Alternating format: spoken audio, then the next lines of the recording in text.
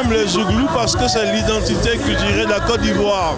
Depuis les années 90 jusqu'à aujourd'hui, c'est une musique qui ne meurt pas mais qui continue de s'exporter. Donc voilà pourquoi on aime le Zouglou, parce qu'on se sent dans le Zouglou. Même si tu étais en colère, quand tu écoutes le Zouglou, tu as la paix du cœur. Le Zouglou, c'est la musique du moment, c'est la musique de la jeunesse, non seulement ça, mais c'est aussi une musique éducative. Gazelle yo zantere, zantere, zantere. Biye waya waya kabae, kabae timuyo. Anglier kapao.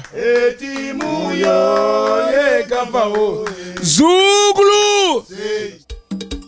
Le Zouglou CA, Campus Ambiance, cri de ralliement originel devenu Zouglou CI, Zouglou Côte d'Ivoire. Toute la symbolique de l'évolution d'un mouvement qui se confond avec l'histoire récente de la Côte d'Ivoire et dont on ne vendait pas cher la peau dans le contexte sociopolitique conjoncturel qu'il avait vu naître. Près d'un quart de siècle de présence sur la scène musicale ivoirienne a érigé le Zouglou en véritable identité musicale de la Côte d'Ivoire. Au fil des années, raffinement des tests, orchestration musicale et arrangement, chorégraphie ont donné de l'étoffe au rythme musical. Le Zouglou, un rythme, une philosophie, une identité, toute une histoire.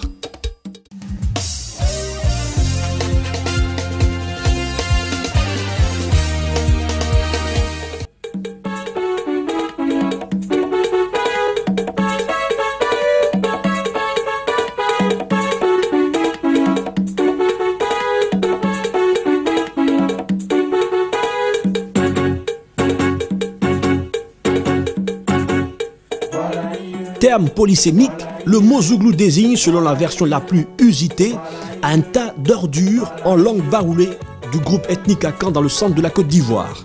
Une image renversante, mais qui colle parfaitement à la situation de promiscuité extrême dans laquelle vivent les étudiants ivoiriens à la fin des années 80.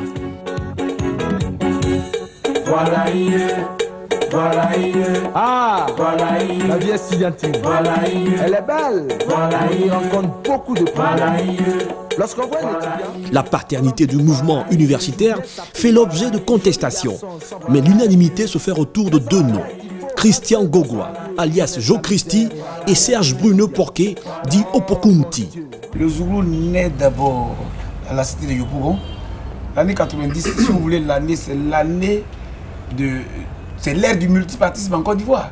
Donc l'année, comme appelle-nous, on pouvait revendiquer, dire aux autorités ce qui se passait réellement au niveau de la jeunesse et les étudiants à cette année 90-là, on peut revendiquer, c'est-à-dire poser leurs problèmes de façon crue. Ça, c'est une trouvaille des étudiants. Parce que Joe Christie, c'était déjà étudiants, ils habitaient la belle cité universitaire de Yopougon. C'était à Yopougon, tout est parti de Yopougon. Hein.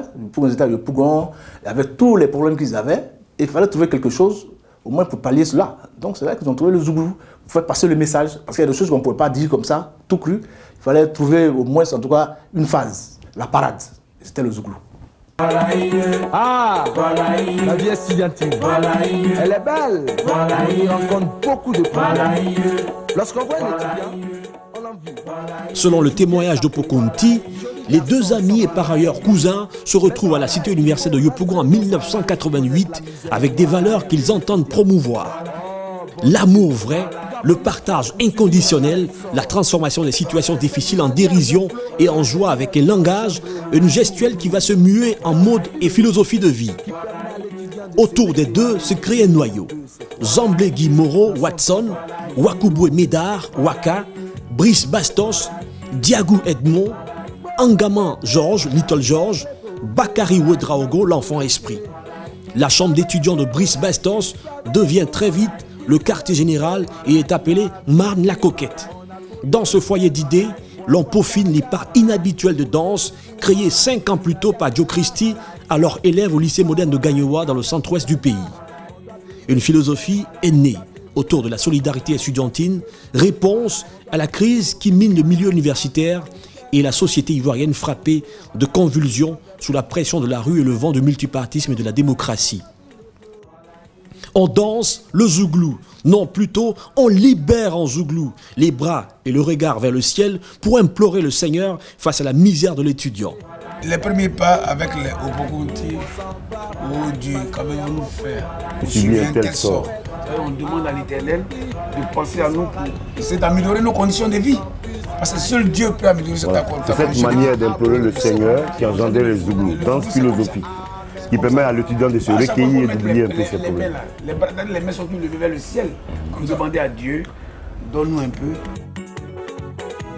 Point névralgique de la subversion idéologique, la cité universitaire de Yopougon, appelée encore le KwaZulu-Natal, en référence à la région autonome des Zoulous sud-africains.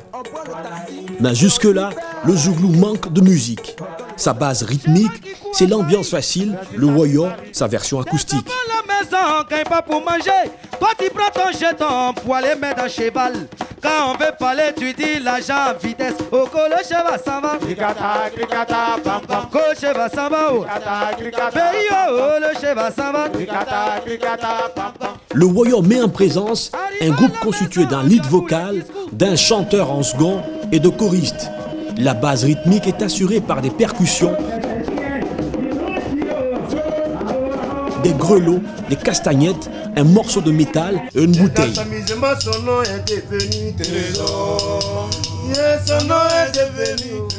L'ambiance facile, c'était une rythmique que nous les Ivoiriens on a mis sur pied et qui parlait un peu de toutes les danses de Côte d'Ivoire. En l'ambiance facile, on pouvait retrouver la Kwangbo, on pouvait retrouver le Gbegbe, on pouvait retrouver la Loukou. C'est depuis dans la tradition même ivoirienne. C'était tout simple, hein, parce que tu as une percute, tu as la bouteille, et puis tu as la clochette, et puis bon, vous tout de suite avec ça, vous composez un petit truc, vous donnez un petit son, vous accompagnez quelques voix, et puis c'est parti. Il n'y a même pas de guitare dedans, hein. Il n'y a même pas de guitare, c'est un peu comme à l'acoustique. Il n'y a même pas de guitare, et puis bon, c'est ça le voyant.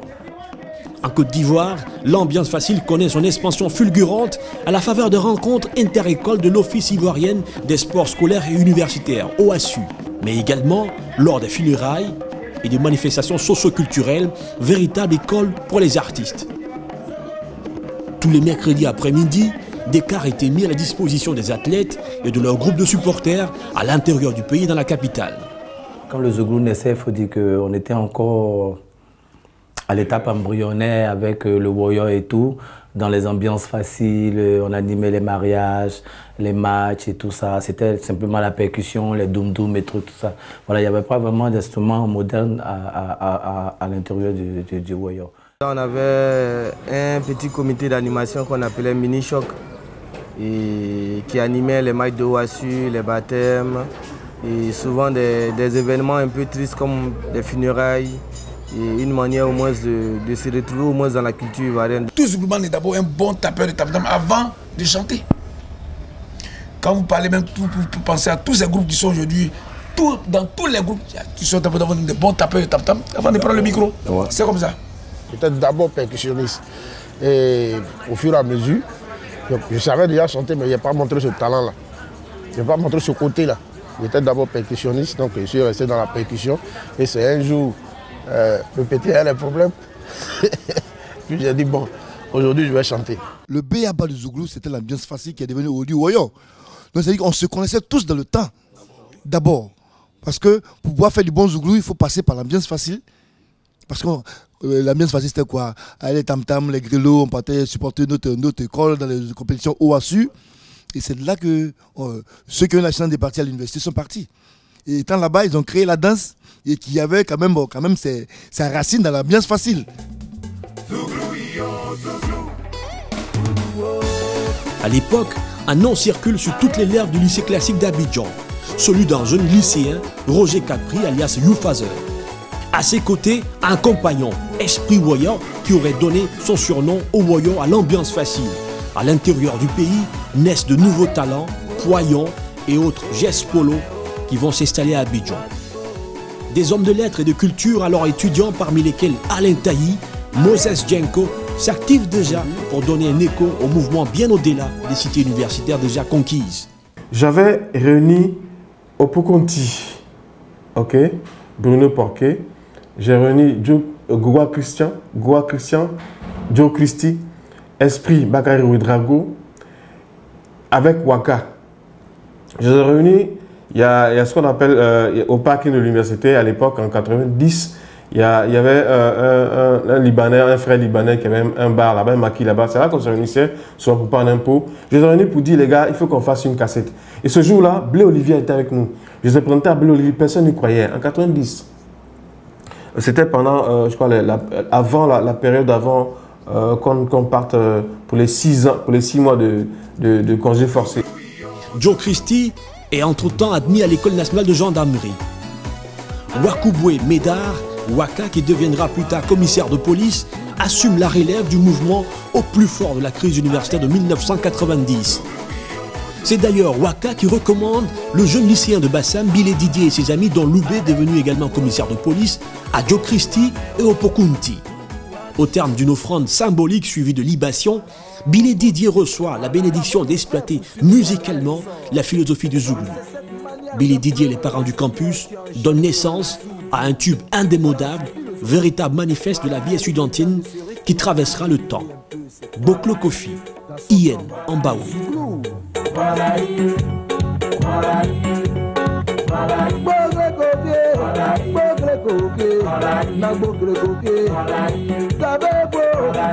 Savez-vous qu'ici à Cité, la vie est dure, on a trop de problèmes. Pour avoir Ndaya, faut bosser beaucoup. Ndaya qui est là, ça suffit pas. Avec Ndaya, on doit payer bouquet, on doit payer la chambre, on doit payer ticket, on doit faire photocopie. Avec un modèle, c'est du vrai qui le vaut, ce sont des problèmes.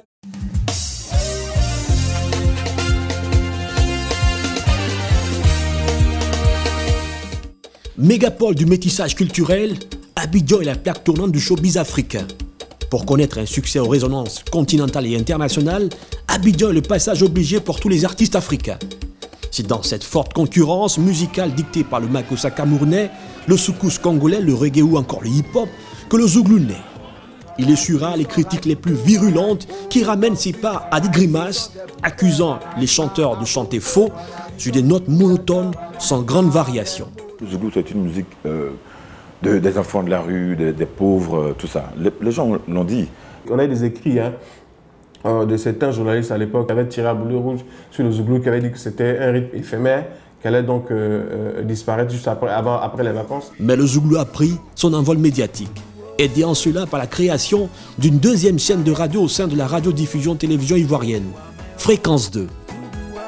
Mécène, producteur, arrangeur de renom, parmi lesquels Marcel Yassé, Bamba Yang, David Taïro, Kakou Honoré, Olivier Blé, donneront une couleur musicale professionnelle au rythme.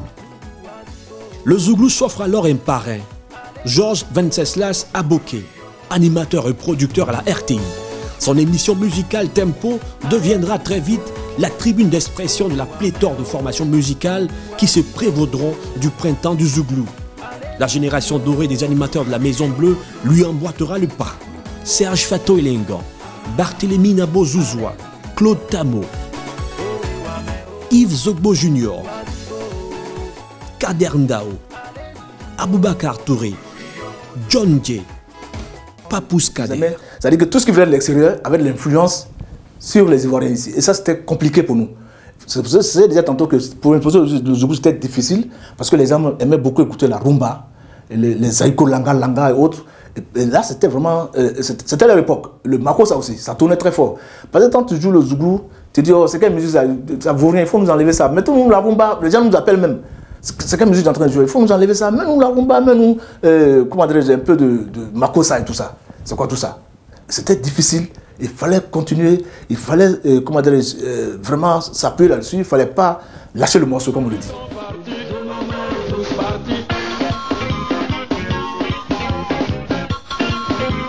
Si Bilé Didier et les parents du campus Zouglou Mania de Poyon sont les deux premiers succès médiatiques, une pléiade de groupes feront les beaux jours du mouvement, chaque groupe apportant sa touche particulière. Des tendances chorégraphiques voient également le jour. Le Baklo.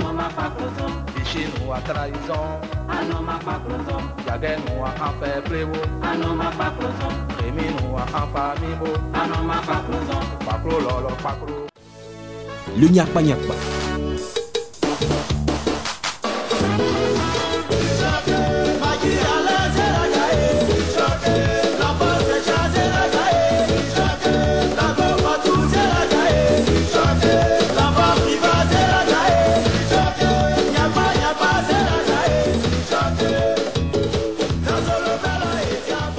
Le Nyakpa était une danse et une philosophie. Le Zouglou, à la base, d'abord, c'était une philosophie de Zouglou. C'était une philosophie estudiantine qui voulait les étudiants, face à leurs difficultés, imploraient le Seigneur. Mais avant qu'ils n'implorent le Seigneur, le Zouglou même, qu'on appelle aujourd'hui Zouglou, était à l'origine l'ambiance facile. On les appelle les explications. Explications, c'est celui qui sait imaginer, qui sait improviser. Voilà, ça c'est depuis 80, 89 là-bas. Donc après, nous on a fait Nyakpa, les parents nous ont fait Zouglou, on avait deux philosophies. Et on s'est réunis, on a dit bon, on va appeler quelque chose qu'on appelle le Zouglou. Tout le monde a adhéré au Zouglou. Sinon à la base, c'est le Woyo, c'est l'ambiance facile. C'est les danses qui diffèrent. Zouglou, Nyakpa, sont sortis au même moment. Et on s'est dit non, aujourd'hui l'ambiance facile est l'identité de la Côte d'Ivoire. Donc appelons ça d'un seul nom. Et nous tous à une réunion à Djamé, on a adhéré. C'est comme ça. Aujourd'hui, on suppose que le Nyakpa, qui est une danse, est une dérivée de Zouglou.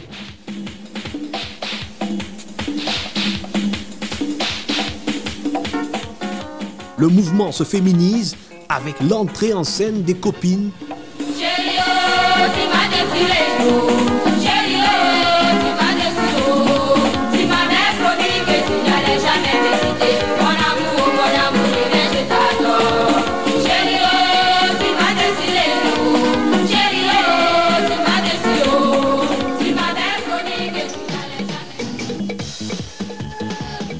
Du groupe Zouglounet et plus tard des ladies et des avocates.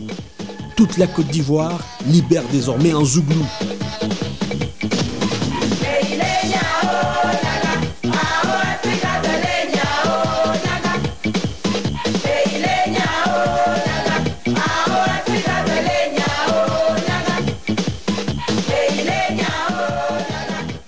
Le Zouglou se démocratise, quittant les signes initiatiques et estudiantins pour épouser la ferveur populaire et être le ferment de mobilisation de la jeunesse ivoirienne, transcendant de ce fait tous les clichés ethniques et politiques.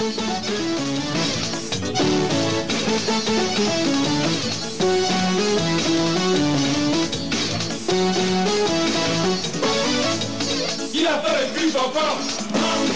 Quand elle voit les yeux, elle fait le malin, oh. Abigail. Quand elle voit les yeux, elle fait le malin, oh. Abigail. Quand tu dis repos, aïe, les nuits sont pas ciao. Abigail.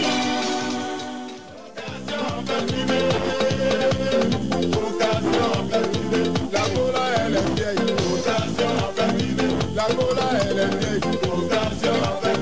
À côté jeunesse, elle veut se rajeunir, j'allais me marier, créant des photos partout,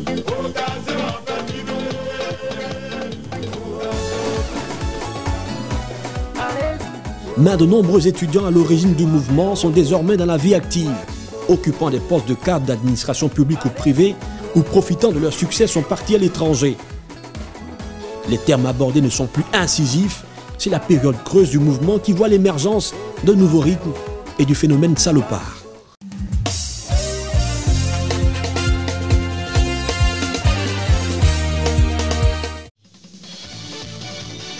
Cinq ans après son éclosion musicale, le Zouglou s'est définitivement incrusté dans le paysage culturel ivoirien.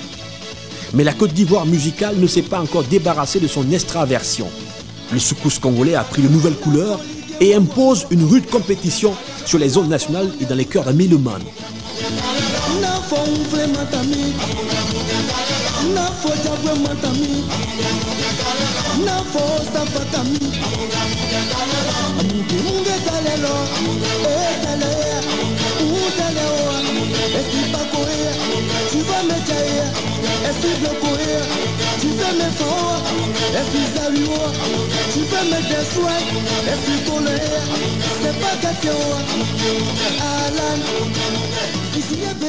Mais le Zouglou reste productif avec des textes collés à l'actualité, comme ce tube de Poussin Choc qui en 1994 décrit les revers sociaux du match ASEC d'Abidjan à Chanty Kotoko de Koumassi, rencontre de Coupe d'Afrique des clubs de football émaillée d'incidents graves entre supporters ivoiriens et ghanéens. Ils nous ont codé, d'autres étaient tués, nous on n'a rien dit. Arrivé à Abidjan, règlement des comptes, on a mouta gagné. J'ai des jambes ou des têtes, j'ai des pieds, j'ai des mollets, j'ai des tibias, même j'ai des dos. On les a frappés, on les a cognés, on les a potés, on les a volés.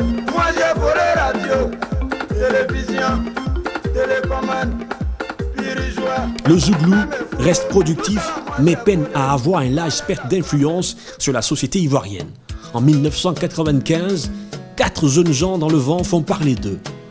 Sous l'impulsion de l'arrangeur Kakou Honoré, Soumbil, Bloco, Debeng et Colin enregistrent un album culte, Bouche Bée. Le phénomène salopard est né. Les salopards ont pris en même temps le flambeau, puis ils ont assuré. Avec le premier album qui est sorti, qui critiquait très fort le travail des maires d'ici, des maires des différentes communes, de la Côte d'Ivoire, ici, c'est là, tout. Et on l'avait vu. C'était difficile de passer le clip à la télé. C'était vraiment difficile de diffuser la chanson, mais on le faisait avec.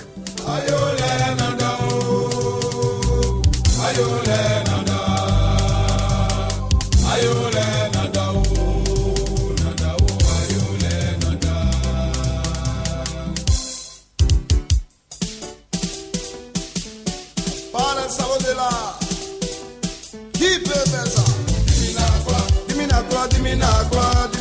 Dimina quoi. Votez pour moi, mes chers amis, votez pour moi. Votez pour moi pour la bonne marche de la commune. Je changerai la commune à coups de bâton magique. Voilà des écoles, des hôpitaux. Quand ils sont votés, on n'attend plus rien de tout ça. Quand ils sont votés, on ne voit plus rien de tout ça. Tous les titres de l'album sont des tubes, repris en chœur par la jeunesse ivoirienne. Le succès commercial est au rendez-vous. Plus de 200 000 cassettes vendues. Un record jamais égalé pour la musique urbaine et le Zouglou en particulier. Textes incisifs, problématiques touchant directement l'actualité sociopolitique et économique du pays. Le Zouglou a un second souffle avec des textes d'une qualité intellectuelle indéniable. Les salopards, ils ont révolutionné le Zouglou parce que de 90 à 94, tout ce qui sortait, c'était dans l'esprit des étudiants. Alors que tout le monde n'est pas étudiant. Donc, eux, ils ont créé, ils n'étaient pas étudiants. Donc, ils sont sortis de l'esprit des étudiants pour venir dans l'esprit, si tu veux, populaire. En 1997, les salopards mettent sur le marché leur deuxième opus, Génération Sacrifiée. Succès d'estime qui sera censuré par le pouvoir en place. Les salopards, mais ils ont sorti une chanson pour parler des étudiants. Mais pourquoi on les maltraite? Pourquoi ils sont toujours... Certains sont jetés en prison. Mais je me rappelle cette période, il y a des étudiants qui étaient en prison. Voilà, donc ils se sont sentis... ils ont vu en ces artistes comme leurs avocats.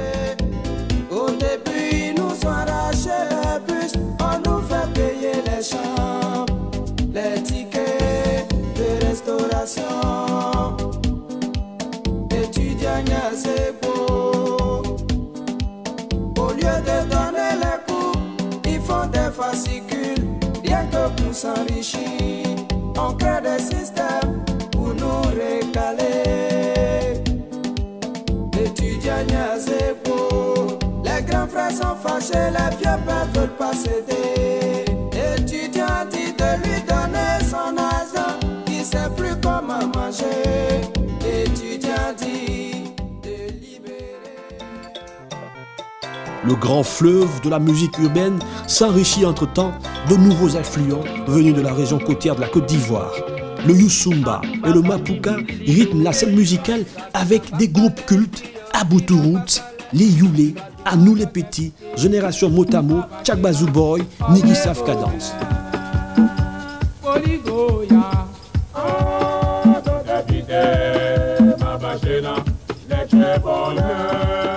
Le Zouma, c'est une musique qui est du littoral ivoirien, en partant de Dabou, de Jacquesville jusqu'à Grand Bérébi. Voilà, c'est sur le littoral ivoirien. Après, il y a le Mapuka, une danse que tout le monde a connue dans le monde entier à cause de ce que ça a pu créer comme des choses un peu obscènes. On a décrié quand même.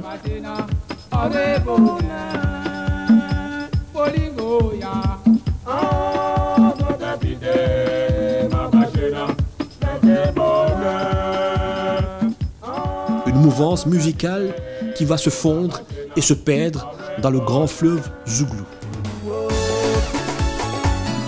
Si 1990 demeure un point de repère dans l'éclosion du Zouglou, 1999 marque celui de sa consécration internationale avec le tube Premier Gaou de Magic System.